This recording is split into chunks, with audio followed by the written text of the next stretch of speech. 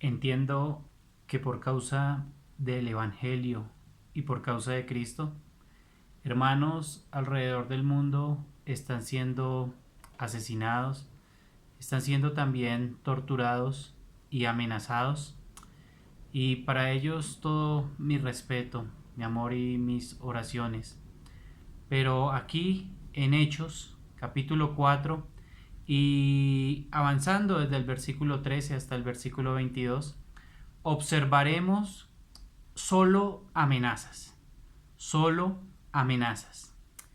Pedro ha acabado de presentar la explicación y su predicación con respecto a la sanidad de un hombre ya mayor, un hombre mayor de 40 años, cojo, lisiado de sus pies, en el cual se ha hecho un milagro notorio a todo el pueblo, y Pedro ha dicho como fin de ese discurso de defensa ante el concilio que en ningún otro hay salvación, porque no hay otro nombre bajo el cielo dado a los hombres en que podamos ser salvos. Ese nombre es el nombre de Jesucristo. Él está en la cárcel. Ellos han sido encarcelados, Pedro y Juan. Entonces, viendo el denuedo de Pedro y Juan, dice el versículo 13, los del concilio y las autoridades van a observar básicamente dos cosas fundamentales. Una es el denuedo de Pedro y de Juan. Es como ellos han hablado sin temor y como ellos han presentado defensa del Evangelio con un valor precioso, con un valor muy grande. Así es de que ellos vieron ese denuedo y también vieron que eran hombres sin letras y del vulgo, como nos lo dice aquí. Ellos se maravillaban y le reconocían que habían estado con Jesús. Nos dice la escritura que ellos habían sido resentidos y ahora reconocen. Ellos están conociendo que habían andado con Jesús, que habían estado con Jesús. Y es que cuando caminas con Dios, se ve.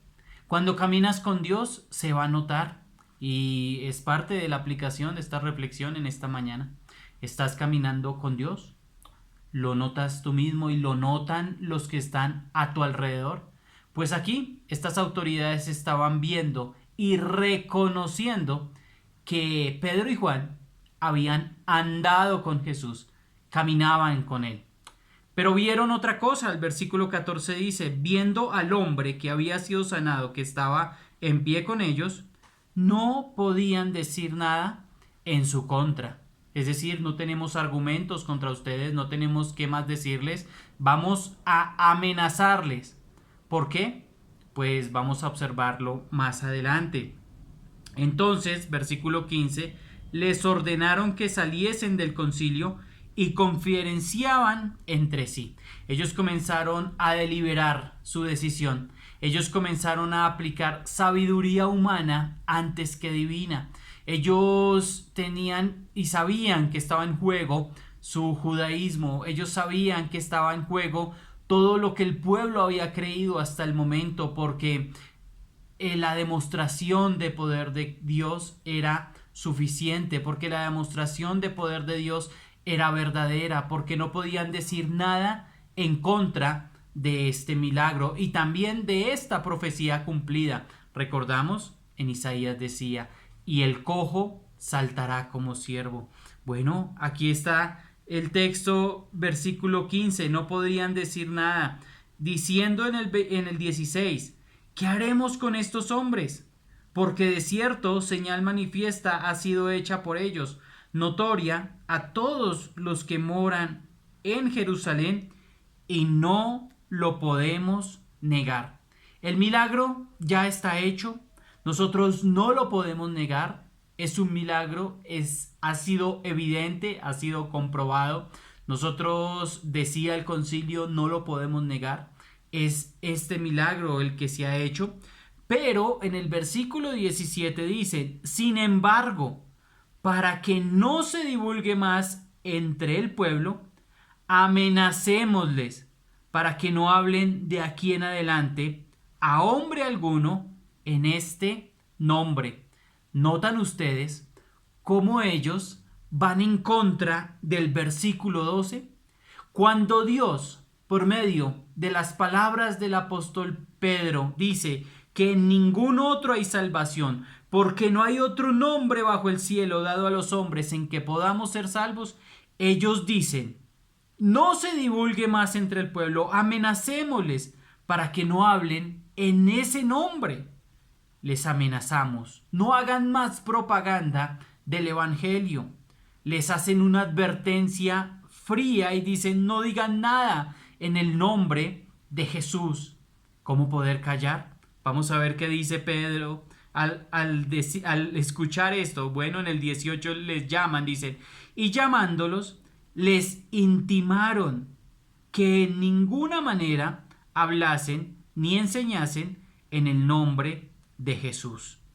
Ellos le dijeron: ordenanzas estrictas. Esto es intimar, darles esas ordenanzas estrictas de que no hablasen, de que no enseñasen. La estrategia satánica y mundana no cambia. Hoy, 2000 años adelante, siguen diciéndonos Satanás, el mundo y nuestra propia carne: no hable en contra, no hable de Cristo, no diga nada de ese nombre, no hable de su Señor, no hable de su Salvador. Si usted ya creyó, está muy bien, crea para usted solito. Si usted ya creyó, ahora quédese callado. La estrategia mundana no cambia, la estrategia de Satanás no cambia.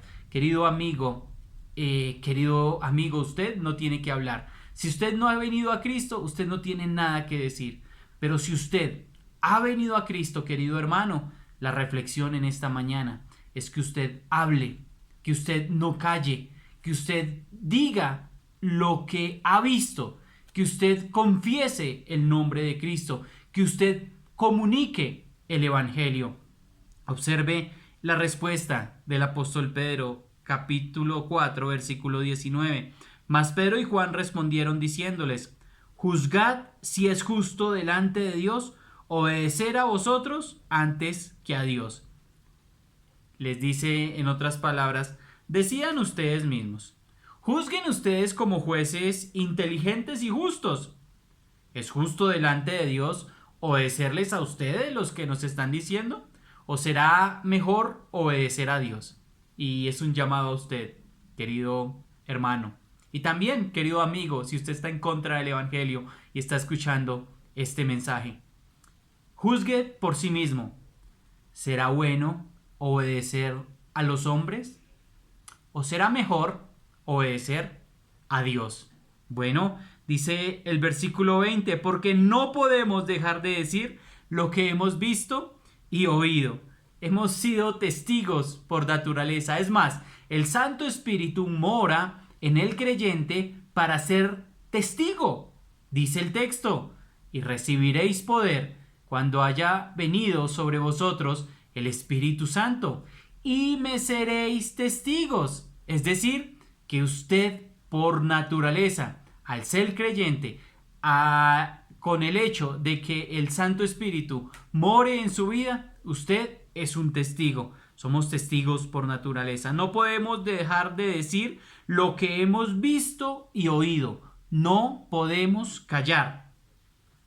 Ellos entonces les amenazaron. En otra versión dice: les amenazaron más aún y les soltaron, no hallando ningún modo de castigarlos por causa del pueblo, porque todos glorificaban a Dios por lo que se había hecho. ¿Solo amenazas? Es el título de nuestra reflexión en esta mañana. ¿Qué le amenaza, querido hermano? ¿Cuál es su intimación? ¿Qué le intimida? ¿Qué le evita proclamar el nombre de Cristo?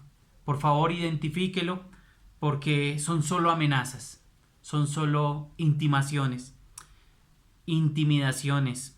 Les amenazaron y les soltaron. No pudieron castigarles por causa del pueblo.